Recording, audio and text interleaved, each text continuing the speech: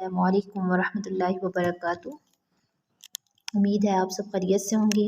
تو غزوہ بدر کے اندر جو معجزات ہوئی ہیں اور کچھ واقعات پیش آئے ہیں تو ان واقعات سے آپ کو آگاہ کروں گی۔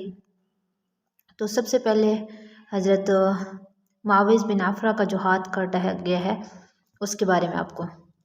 جنگ بدر میں ابو جہل نے حضرت معاوض بن عفرہ رضی اللہ عنہ کا ہاتھ کاٹ ڈالا۔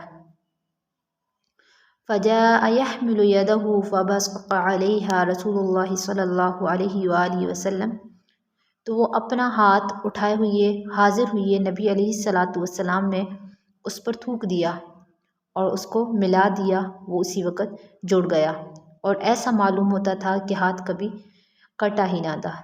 سبحان اللہ۔ اس کا حوالہ ہے شفاء شریف صفحہ نمبر 1،